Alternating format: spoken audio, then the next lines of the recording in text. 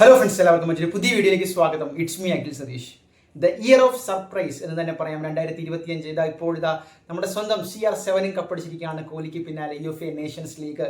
അതായത് എല്ലാ തരത്തിലും നമ്മൾ ആഗ്രഹിക്കുന്ന ഒരുപാട് കാര്യങ്ങൾ സ്പോർട്സ് മേഖലയിലായിക്കോട്ടെ, ഇന്ത്യ പാകിസ്ഥാനിൽ നമ്മൾ തിരിച്ചടിച്ചതായിക്കോട്ടെ, നല്ല നല്ല ഒരുപാട് കാര്യങ്ങൾ നടക്കുകയാണ്. അതുപോലെ തന്നെ നല്ല കാര്യങ്ങൾ നിങ്ങളുടെ ജീവിതത്തിൽ നടക്കാൻ പോവുകയാണ്. പ്രത്യേകിച്ച് ഈ ഒരു വീഡിയോ എന്ന് പറയുന്നത് ഡിഗ്രി വിദ്യാർത്ഥികൾ, അതായത് ഇപ്പോൾ +2 പരീക്ഷ എഴുതി റിസൾട്ട് വന്ന് ഡിഗ്രി അഡ്മിഷന് വേണ്ടി കാത്തിരിക്കുന്ന, അതല്ല എങ്കിൽ പലതരത്തിലുള്ള സ്ട്രീമുകളിലേക്ക് പോകാൻ വേണ്ടി കാത്തിരിക്കുന്ന വിദ്യാർത്ഥികൾക്ക് വേണ്ടിയാണ് നിങ്ങൾക്ക് ഒരു ഹാപ്പി ന്യൂസ്.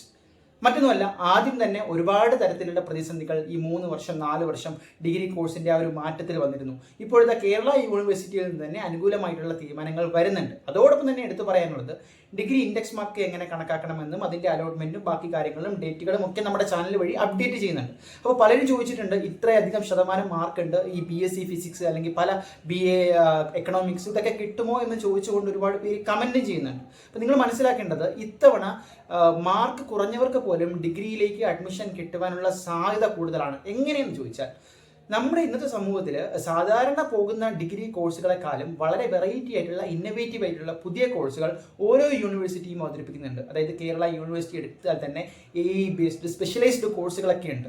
അത് പലർക്കും അറിയില്ല എന്നുള്ളതാണ്. അപ്പോൾ ഇത്തരത്തിൽ നമ്മുടെ യൂണിവേഴ്സിറ്റി തന്നെ പ്രൊവൈഡ് ചെയ്യുന്ന അത്തരത്തിൽ കോമ്പറ്റീഷൻ കുറഞ്ഞ കോഴ്സുകളിലേക്ക് അപ്ലൈ ചെയ്യുന്നത് വഴി നിങ്ങൾക്ക് മാർക്ക് ഒരു പക്ഷേ കുറവാണെങ്കിൽ പോലും അതിലേക്ക് അഡ്മിഷൻ കിട്ടാനുള്ള സാധ്യത കൂടുതലാണ്.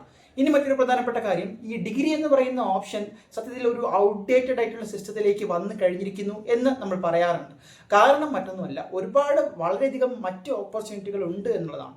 കാരണം ഡിഗ്രി എടുക്കുമ്പോൾ തന്നെ പാരലായിട്ട് അവർ മറ്റ് കോഴ്സുകൾക്ക് വേണ്ടി അപ്ലൈ ചെയ്യുന്നുണ്ട്. ഫോർ എക്സാമ്പിൾ, ഒരു വലിയ ശതമാനം വിദ്യാർത്ഥികൾ തന്നെ ഇപ്പോൾ പോളിടെക്നിക് സ്കിൽ ബേസ്ഡ്, അതായത് ഒരു 4 വർഷമോ 3 വർഷമോ നിങ്ങൾ തിയററ്റിക്കലായിട്ട് പഠിച്ച് പിന്നെ PSCയും ആ രീതിയിലുള്ള കോച്ചിങ്ങിന് പോകേണ്ടി വരുന്ന ആ ഒരു സ്റ്റീരിയോ ടൈപ്പ് പാത വിട്ടിട്ട് കുറച്ചുകൂടി ജോബ് ഓറിയന്റഡ് ആയിട്ടുള്ള കോഴ്സുകൾക്ക്, അത് ഇത്തരത്തിലുള്ള മറ്റ് സ്കിൽ ബേസ്ഡ് കോഴ്സുകളാണെങ്കിലും അതുപോലെ തന്നെ പോളിടെക്നിക് ആയിക്കോട്ടെ, അതിലെല്ലാം ലാറ്ററൽ എൻട്രി വഴി പിന്നീട് BTechന് തിരിച്ചു വരാനുള്ള ഒരു ഓപ്ഷൻ കൂടിയുണ്ട്. അപ്പോൾ ഇത്തരത്തിൽ ഡിഗ്രിക്ക് അപ്ലൈ ചെയ്തുകൊണ്ടിരിക്കുന്ന വിദ്യാർത്ഥികളെ സംബന്ധിച്ച് ഇത്തവണ അഡ്മിഷൻ കിട്ടാനുള്ള സാധ്യത കൂടുതലാണ്. അതുപോലെ തന്നെ ഒരു പോസിറ്റീവ് ഫാക്ടർ എന്ന് പറയുന്നത്, ഒരുപാട് പേര് ഡിഗ്രിയോടൊപ്പം തന്നെ മറ്റ് കോഴ്സുകൾ, മറ്റ് ഓപ്ഷൻസുകൾ കൂടി എടുക്കുന്നുണ്ട് എന്നുള്ളത് വളരെ വലിയൊരു കാര്യമാണ്. ഇനി ഫസ്റ്റ് അലോട്ട്മെന്റിലോ സെക്കൻഡ് അലോട്ട്മെന്റിലോ നിങ്ങൾക്ക് ഒരുപക്ഷെ കിട്ടിയില്ല എങ്കിൽ പോലും സ്പോട്ട് അഡ്മിഷൻ വരെ നിങ്ങൾക്ക് സമയമുണ്ട്. അതുപോലെ തന്നെ പലരും ചില ഡോക്യുമെന്റ്സ് ഒക്കെ അപ്ലോഡ് ചെയ്യാൻ അല്ലെങ്കിൽ നോൺ ക്രിമിനൽ ലെയർ സർട്ടിഫിക്കറ്റ് എടുക്കാൻ മറന്നുപോയി എന്നൊക്കെയുള്ള കമന്റുകൾ കണ്ടു.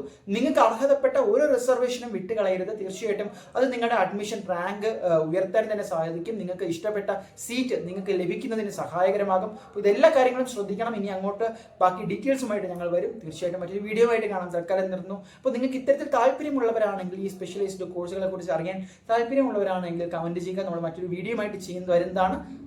ബൈ.